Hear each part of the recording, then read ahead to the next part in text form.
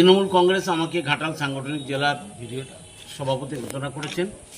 আমাদের মাননীয় মুখ্যমন্ত্রী মমতা বন্দ্যোপাধ্যায়কে ধন্যবাদ, দলের সাধারণ সম্পাদক অভিষেক বন্দ্যোপাধ্যায় এবং দলের রাজ্য সভাপতি সুব্রত বক্সিকে ধন্যবাদ। আমাদের দল এই মুহূর্তে একটি জাতীয় আন্দোলনের মধ্য দিয়ে চলছে। সেনাবাহিনীর এই ত্যাগ, এই লড়াইকে স্বীকৃতি জানিয়ে সেনাবাহিনীর গুণগানে আমরা সমস্ত জায়গাতে মিছিল করছি। সেই মিছিলে সবাইকে অংশগ্রহণ করার জন্য আবেদন জানাচ্ছি। দল আমাকে আগেও অনেক বড় দায়িত্ব দিয়েছে।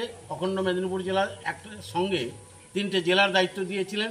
21-এর সাংঘাতিক লড়াই আমরা লড়েছি এবং খুব সফল হয়েছি। আবার দল এই দায়িত্ব দিয়েছে ঘাটাল সমেত সমস্ত জায়গাতে আমরা যাতে জয়লাভ করতে পারি, সেটা আমি আশা প্রকাশ করছি। এবং আমি জেলা পরিষদের সহকারী সভাধিপতি, তাই এই অখণ্ড জেলাতে সমস্ত জায়গায় যে যখন ডেকেছেন সেখানে যাওয়ার চেষ্টা করেছি। আবারও ডাকলে আবারও যাব। দলের উন্নয়নের কাজে, দলের কাজে, দল বৃদ্ধি করার কাজে আমি সবাইয়ের সঙ্গে সহযোগিতার হাত বাড়িয়ে দিতে রাজি আছি। একটা আবেদন, কেউ বিচ্ছিন্নতাবাদ করবেন না।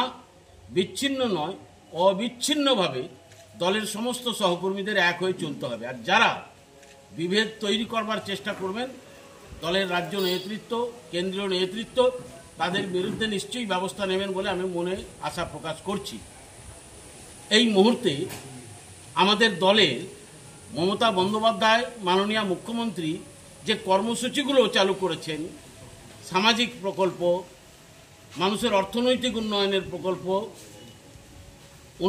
প্রকল্প এবং যেভাবে সমস্ত সম্প্রদায়ের ধর্মীয় উন্নয়নের প্রকল্প এবং সমস্ত মানুষকে একসঙ্গে মিলিয়ে দেওয়ার যে প্রকল্প, আমরা যদি মমতাদের এই প্রকল্পগুলো মানুষের সামনে সুনির্দিষ্টভাবে তুলে ধরতে পারি, আমি নিশ্চিত করে বলতে পারি আমরা ঘাটাল এবং মেদিনীপুর সাংগঠনিক জেলা দুটো জেলাতেই 15টা আসনে জয়লাভ করব। শুধু নয়, সারা বাংলায় একটি ম্যাক্সিমাম মেজরিটি নিয়ে তৃণমূল কংগ্রেস আবার মমতা বন্দ্যোপাধ্যায়কে 2026 সালে মুখ্যমন্ত্রী করবে, এই আশা আমি পোষণ করছি।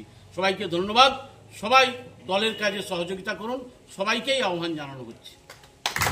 11 সাল থেকে এই পর্যন্ত মমতা বন্দ্যোপাধ্যায়ের যে অবদান, গরিব মানুষ, গরিব মহিলা, গরিব মানুষ, গরিব ছাত্র ছাত্রী, গরিব পেশেন্ট, রোগী রোগিনী, তাদের জন্য অহরহ চেষ্টা করেছেন উন্নয়নের জন্য।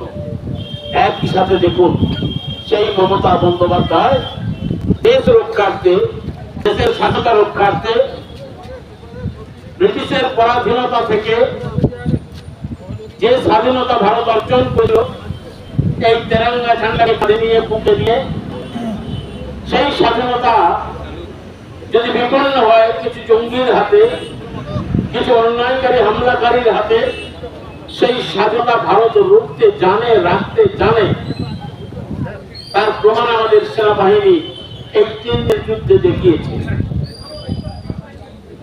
তাই তাদের প্রতি শ্রদ্ধা এবং শুভেচ্ছা।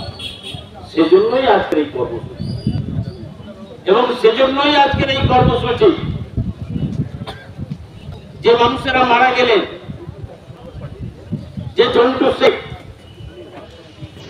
আজকে জীবন দিলেন, যে পুনাম সাউ বোধহয় 7 দিন কিংবা 12 দিন পর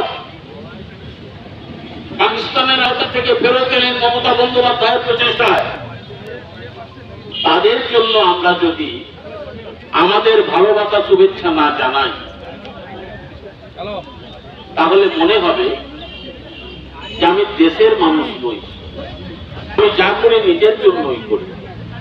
ভারতবর্ষে কিছু রাজনৈতিক দল আছে যারা মুখে এক কথা বলছে, কাজে আরেক রকম করছে। মমতা বন্দ্যোপাধ্যায় এবং তৃণমূল কংগ্রেস, অভিষেক বন্দ্যোপাধ্যায় এবং সুব্রত বক্সি ঠিক এই গোত্রের মানুষ হন। তাই আজকে এই কর্মসূচি, এই মিছিল, এই জনমত জাগ্রত করা এই অনুষ্ঠান, যুদ্ধটা আমরা জয়ের দোরগোড়ায় পৌঁছে গেছিলাম। আমি কোনো বিতর্কিত কথাবার্তা বলতে চাই না, কি হয়েছে কি হয়নি বাংলা ভারতবর্ষের সচেতন নাগরিকরা জানে। কিন্তু একটা কথা আজকে বলতে বাধ্য হচ্ছি, এই দেশের নেহেরু প্রধানমন্ত্রী ছিলেন,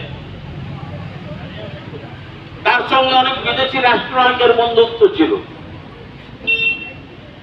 এই দেশে লাল বাহাদুর শাস্ত্রী প্রধানমন্ত্রী ছিলেন, এই দেশে ইন্দিরা গান্ধী প্রধানমন্ত্রী ছিলেন, এই দেশে রাজীব গান্ধী, নরসিমহা রাও ছিলেন, মনমোহন সিং ছিলেন, অটল বিহারী বাজপেয়ী ছিলেন, আরো অনেক শ্রদ্ধেয় ব্যক্তিত্ব ছিলেন।